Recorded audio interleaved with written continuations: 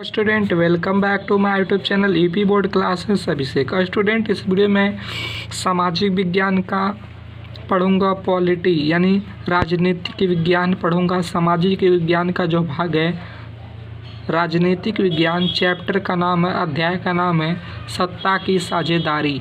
सत्ता की साझेदारी अध्याय का नाम है, जो सामाजिक विज्ञान का पार्ट है राजनीतिक विज्ञान के अंदर आता है, सत्ता की साझेदारी।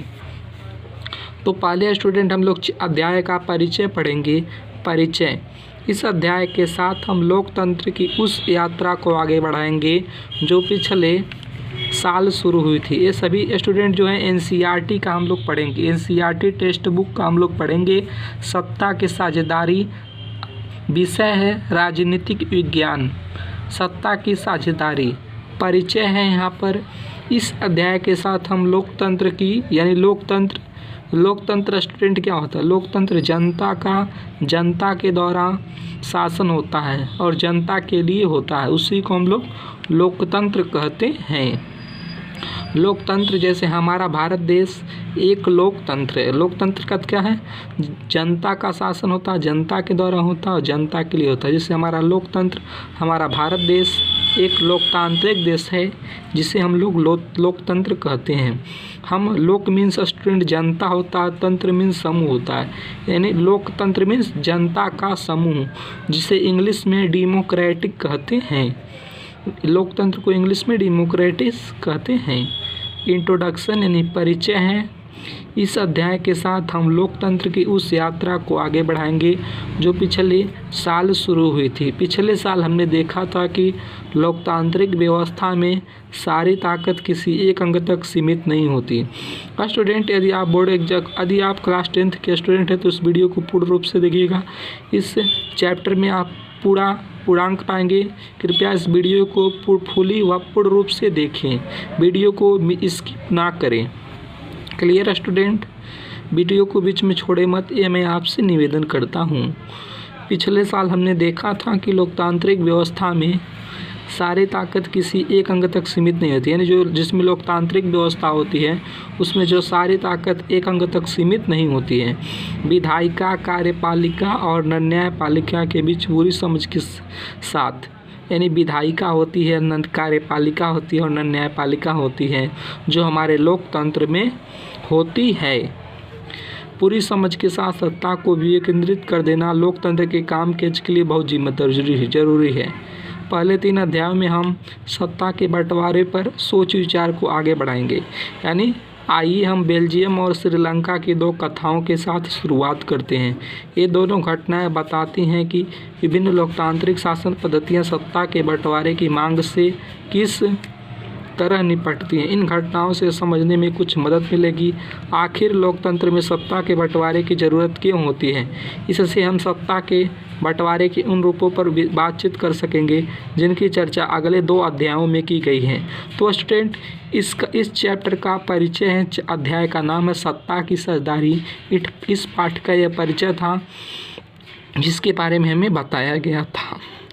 तो यदि आप इस वीडियो को पूर्ण रूप से देखें, मैं इसे बहुत ही आसान तरीके से समझाऊंगा, जो बहुत ही कठिन वर्ड में दिया है, फिर भी मैं इसे एकदम आसान सी भाषा में समझाऊंगा। अब हमारा हेडिंग आता है बेल्जियम और श्रीलंका। बेल्जियम एक देश का नाम है और श्रीलंका भी एक देश का नाम है। बेल्जियम एक देश है जो यूरोप महाद्वीप में स्थित है। श्रीलंका भी एक देश है जो भारत के पास एशिया महाद्वीप में स्थित है। तो बेल्जियम यूरोप का एक छोटा सा देश है, क्षेत्रफल में हमारे हरियाणा राज्य से भी छोटा। जो बेल्जियम एक देश है, बेल्जियम एक देश का नाम है जो यूरोप महाद्वीप में एक छोटा सा देश है। आपने सुना होगा हमारा हरियाणा राज्य, हरियाणा एक राज्य है जो भारत में है, उस राज्य से भी क्या है, छोटा है। इसकी सीमाएं फ्रांस, नीदरलैंड, जर्मनी और लक्समबर्ग से लगती हैं। फ्रांस, नीदरलैंड, जर्मनी और लक्समबर्ग जो हैं यूरोपीय देश हैं जो इसकी बॉर्डर्स हैं। जैसे हमारे देश की बॉर्डर्स पाकिस्तान से लगती है, चीन से लगती है, नेपाल से लगती है, वैसे ही स्टूडेंट विद्यार्थीगण जो इसकी जो बेल्जियम देश की सीमा है फ्रांस, नीदरलैंड, जर्मनी और लक्समबर्ग से लगती है। इसकी आबादी 1 करोड़ से थोड़ी अधिक है, यानी हरियाणा की आबादी से करीब आधी है। इस छोटे से देश के समाज की जाति बनावट बहुत जटिल है। देश की कुल आबादी का 59% हिस्सा फ्लेमिश इलाके में रहता है। फीसदी मीन्स होता है प्रतिशत। 59% हिस्सा फ्लेमिश इलाके में रहता है और डच बोलता है, यानी उसका जो भाषा है डच बोलता है। से 40% लोग वेलेनिया क्षेत्र में रहते हैं और फ्रेंच बोलते हैं। स्टूडेंट, जो भी बोर्ड एग्जाम में आने वाला है वो सभी आपको क्वेश्चन NCERT से बनने वाला है और किसी भी बुक से नहीं बनने वाला है। तो इस तरह से आप वीडियो को पूर्ण रूप से देखें।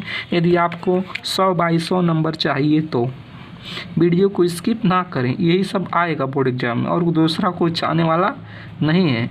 शेष 40% लोग वेलेनिया क्षेत्र में रहते हैं और फ्रेंच बोलते हैं, यानी जो उस बेल्जियम देश में जो 40% यानी 40% लोग हैं वेलेनिया क्षेत्र में रहते हैं और फ्रेंच भाषा बोलते हैं। जैसे हम लोग अपने देश में हिंदी बोलते हैं, गुजराती बोलते हैं, बांग्ला बोलते हैं, तो ऐसे ही सेम फ्रेंच भी एक भाषा है जो फ्रांस में बोली जाती है। बट बेल्जियम के देश के लोग भी 40% लोग क्या करते हैं वेलेनिया क्षेत्र में और फिर फ्रेंच बोलते हैं। ऐसे 1% लोग जर्मन बोलते हैं और जो 1% लोग होते हैं जर्मन बोलते हैं। राजधानी ब्रुसेल्स, यानी जो बेल्जियम देश है उसकी राजधानी स्टूडेंट कहाँ है? ब्रुसेल्स है। ये आपकी माध्यमिक शिक्षा परिषद यूपी बोर्ड के एग्जाम में आया हुआ प्रश्न है। जो बेल्जियम देश है उसकी राजधानी कहाँ है? ब्रुसेल्स है। कहाँ है? ब्रुसेल्स है। यहाँ पर ब्रुसेल्स दिया है, राजधानी ब्रुसेल्स, यानी बेल्जियम देश की राजधानी ब्रुसेल्स है। कि 80% लोग फ्रेंच बोलते हैं और 20% लोग डच भाषा। अल्पसंख्यक फ्रेंच भाषी लोग तुलनात्मक रूप से ज़्यादा समृद्ध और ताकतवर रहे हैं। Thank you.